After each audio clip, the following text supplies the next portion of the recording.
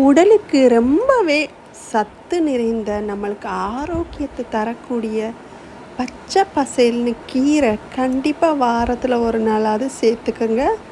வாங்க இன்னைக்கு இந்த கீரை எப்படி கடைஞ்சி சாதத்தில் ஊற்றி சாப்பிடலான்னு பார்த்துடலாமா? கூடவே நான் ரசமும் வச்சுருக்கிறேன். நல்லா மணக்க மணக்க 10 ஊருக்கு மணக்கிற ரசமும் வச்சுருக்கிறேன். கீரை சாப்பிட்டா கண்டிப்பாக செகண்ட் சாதத்துக்கு ரசம் ஊற்றி சாப்பிடுங்க. நல்லா ஜீரணமாகும். உங்களுக்கு ரசத்துக்கான லிங்க் நான் டிஸ்கிரிப்ஷன் பாக்ஸில் கொடுக்குறேன், பார்த்து தெரிஞ்சுக்கோங்க. இப்போ வாங்க நம்ம கீரையை கடையலாம். இப்போ நான் ஒரு கட்டு கீரை எடுத்துருக்கிறேன். கீரைக்காரன் மட்டும் சொல்லிவிட்டாலே அழகாக வீட்டு வாசல்லையே கீரையை கொண்டு வந்து கொடுத்துட்டு போயிடுவாங்க. நானும் அப்படி தான் கீரைக்காரன் மட்டும் வாரத்தில் ஒரு நாள் கீரை கொடுத்துருங்க கண்டிப்பான்னு சொல்லி வச்சுருக்கிறேன். அதே மாதிரி அவங்களும் கொண்டு வந்து கொடுத்துட்டு போயிட்டாங்க.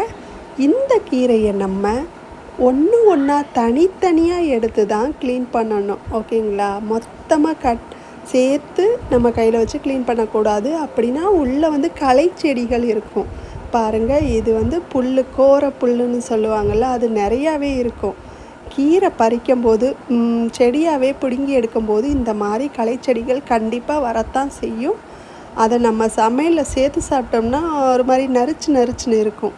அந்த புல்லு எல்லாம், அந்த புல்லெல்லாம் தனியாக கீழே எடுத்து போட்டுருங்க. பாருங்கள், இந்த தண்டுகளையெல்லாம் சேர்த்துக்கோங்க. கண்டிப்பாக கீரை கடையும் போது இந்த தண்டுகளும் தேவைப்படும். தண்டுலையும் எல்லா சத்தும் இருக்கும். நீங்கள் தண்டை அப்படியே முழுசாக வெட்டி கீழே போட்டுறாதீங்க. தண்டும் சேர்த்து தான் நம்ம கடைஞ்சாலுமோ இல்லை பொரியல் பண்ணாலுமோ என்ன பண்ணாலும் நம்ம கீரை தண்டுகளையும் சேர்த்து தான் சாப்பிட்ணும். அவ்வளோ சத்து மிக்கது அது. பாருங்கள் எவ்வளோ களை செடிகள் குப்பை இருக்குன்னு. இப்போ நான் கீரையை நல்லாவே கட் பண்ணி தண்டுகளையும் சேர்த்து கட் பண்ணி எடுத்துக்கிட்டேன்.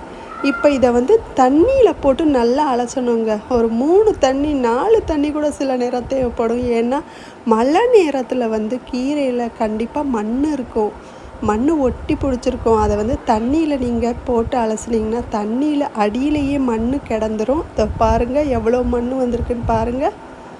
ஸோ நம்ம கீரையை மேலாப்பில் எடுத்து பிழிஞ்சு எடுத்து வச்சுக்கரலாம். இப்போ இன்னுமே மண்ணாக இருக்குது, அதனால் நான் 3 தடவை 4 தடவை நான் எப்போயுமே அலசி எடுத்து வச்சுக்கிருவேன். இந்த தண்ணியில் பாருங்கள் க்ளீனாக இருக்குது பாருங்கள், மண்ணே தெரியல பாருங்கள் அடியில். ஸோ நம்ம இப்படி தான் எடுத்து வச்சுக்கிறணும். இப்போ குக்கரில் கொஞ்சமாக பருப்பு கழுவிட்டு போட்டுக்கிடுவோம். பருப்பை எப்பயுமே அடியில் சேர்த்துக்கோங்க. இப்போ மேலே நம்ம கீரை கழுவி எடுத்து வச்ச கீரையெல்லாம் குக்கரில் சேர்த்துக்கிடுவோம். நான் 2 வெங்காயம் 2 தக்காளி எடுத்துருக்கிறேன், அதையும் கட் பண்ணி போட்டுக்கிறேன். கொஞ்சமாக ஒரு சின்ன நெல்லிக்காய் அளவு புளி போட்டுக்கிறேன். இப்போ நம்ம தேவையான அளவு தண்ணி ஊற்றிக்கிடுவோம். அவ்வளோதாங்க, எல்லாத்தையும் கலந்து விட்டுட்டு குக்கரை மூடி போட்டுடலாம். விசில் வர வச்சுருவோம். 4 விசில். கண்டிப்பாக அதுக்கு குறைஞ்சி வச்சிங்கன்னா கீரை வெந்திருக்கவே செய்யாது, கடையவும் வராது. 4 விசில் வர்ற வரையும் நம்ம வெயிட் பண்ணுவோம். 4 விசில் வந்த பிறகு ஆறின பிறகு ஓப்பன் பண்ணி பார்ப்போம். சூப்பராக பருப்பு வெந்துருச்சு, தக்காளி வெங்காயம் கீரை எல்லாமே சேர்ந்து வெந்துருச்சு. இதை இப்படியே நீங்கள் தாளித்தா இந்த மாதிரி தான் தண்ணியாக இருக்கும். அதனால் ஒரு மத்து ஒன்று வச்சு கடைஞ்சி எடுத்துக்கோங்க நல்லா. இப்போ பாருங்கள், நான் நல்லாவே கடைஞ்சி எடுத்துருக்கிறேன் பாருங்கள்.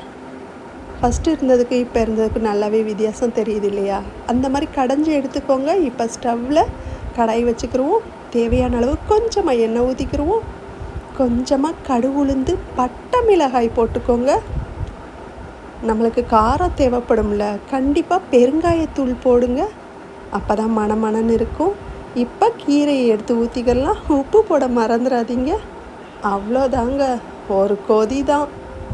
கலந்து கொடுத்தாச்சு நல்லாவே. உப்பு எல்லாமே சேர்ந்துருச்சு. நம்மளுக்கு தேவையான ஆரோக்கியமான கீரையை நம்ம எப்பயுமே சாப்பாட்டில் சேர்த்துக்கிறணும். அதான் நம்மளுக்கு உடலுக்கு ரொம்ப நல்லதும் கூட. இப்போ பாருங்கள், ஒரு கொதியிலே நான் ஸ்டவ் ஆஃப் பண்ணிவிட்டு நீங்களும் செஞ்சு பார்த்துட்டு எப்படி இருந்துச்சு வீடியோன்னு சொல்லுங்கள். நன்றி, வணக்கம்.